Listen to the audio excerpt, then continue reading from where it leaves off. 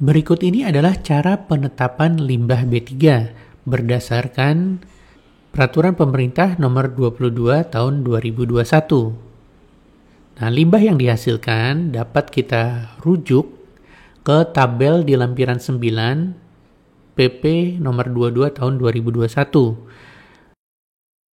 Pertama-tama kita lihat apakah limbah yang kita hasilkan ini ada di dalam tabel di lampiran 9 PP 22 tahun 2021. Apakah itu di tabel 1, tabel 2, tabel 3, ataupun tabel 4. Apabila ada, berarti limbah tersebut masuk sebagai limbah B3. Dan apabila tidak ada, langkah berikutnya perlu dilihat apakah limbah tersebut terindikasi atau kita bisa melihat ada ciri-ciri gitu ya, terindikasi memiliki karakteristik limbah B3.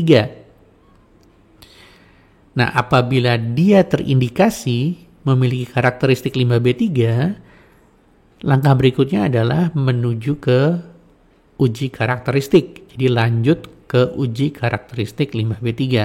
Tapi kalau dilihat tidak ada indikasi sebagai limbah B3, atau tidak ada indikasi ada karakteristik limbah B3 pada limbah tersebut, berarti limbah tersebut adalah limbah non B3.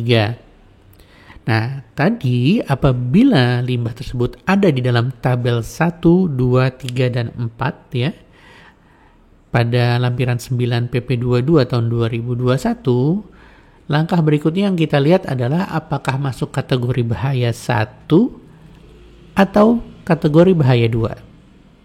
Jadi kalau masuk kategori 1 ya berarti limbah kita adalah limbah B3 kategori 1. Dan apabila masuk ke limbah B3 kategori 2 berarti limbah B3 kita adalah limbah B3 kategori 2 yang tentunya nantinya akan berbeda pada cara pengelolaannya. Nah, bagaimana apabila limbah yang dihasilkan terindikasi memiliki karakteristik limbah B3, namun tidak termasuk dalam tabel di lampiran 9 PP 22 tahun 2021. Nah, limbah tersebut harus melalui uji karakteristik limbah B3 untuk penetapannya sebagai limbah B3 atau bukan limbah B3. Pengujian pertama adalah melihat apakah limbah itu memiliki karakteristik eksplosif, mudah menyala, reaktif, infeksius, dan atau korosif, sesuai dengan kriteria pada lampiran 10 PP 22 tahun 2021. Untuk pelaksanaan ujinya, metode ujinya itu bisa merujuk pada Peraturan Menteri Lingkungan Hidup dan Kehutanan Permen LHK nomor 6 tahun 2021. Nah, apabila hasil pengujian 5 karakteristik yang tadi ya, yang eksplosif, mudah menyala, reaktif, infeksius, dan korosif tadi menunjukkan hasil iya memenuhi kriteria, maka limbah tersebut masuk dalam kategori limbah B3 kategori 1. Apabila tidak memenuhi kriterianya, berarti lolos dari kelima kriteria itu dan lanjut pada uji berikutnya, yaitu uji TCLP.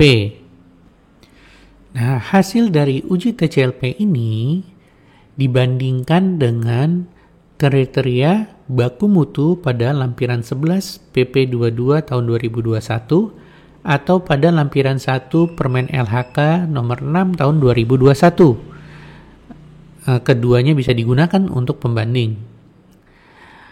Nah, apabila hasilnya itu menunjukkan angka lebih besar dari baku mutu TCLP pada kolom A di lampiran tadi ya, lampiran 11 pada PP 22 2001 atau lampiran 1 pada Permen LHK tahun 2021. Apabila lebih besar dari kolom A nilainya, berarti limbah tersebut masuk sebagai limbah B3 kategori 1. Nah, apabila nilainya itu lebih kecil atau sama dengan angka di kolom A, tetapi masih lebih besar dari angka di kolom B, maka limbah tersebut masuk sebagai limbah B3 kategori 2. Sedangkan apabila hasilnya itu menunjukkan hasil yang lebih kecil atau sama dengan dari angka di kolom B di lampiran 11 PP22 2021 atau lampiran 1 Permen LHK nomor 6 tahun 2021, maka limbah tersebut lolos dari uji TCLP dan masuk ke tahap uji berikutnya, yaitu uji LD50 atau LD50. Untuk rujukan metode uji yang digunakan ya untuk uji TCLP, begitu juga untuk uji LD50 itu ada di Permen LHK nomor 6 tahun 2021.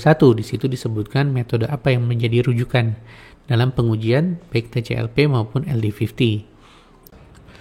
Nah, untuk uji LD50 hasilnya apabila didapatkan lebih kecil atau sama dengan 50 mg per kilogram berat badan hewan uji, maka limbah tersebut masuk dalam limbah B3 kategori 1.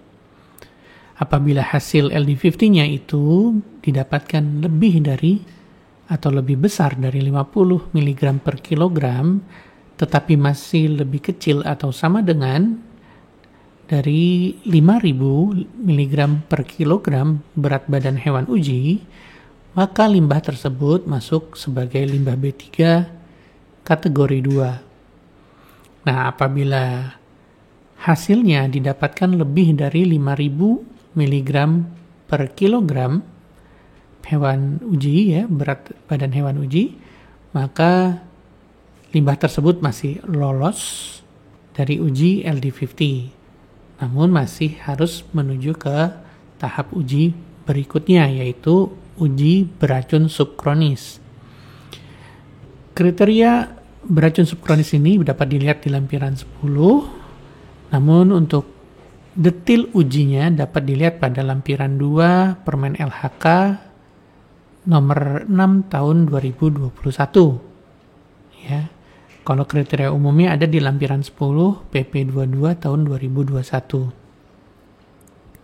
Nah, apabila pada tes atau uji beracun subkronis ini memenuhi kriterianya, maka limbah tersebut masuk sebagai limbah B3 kategori 2. Nah, apabila tidak masuk kriteria, baru dapat ditetapkan bahwa limbah tersebut adalah limbah non B3.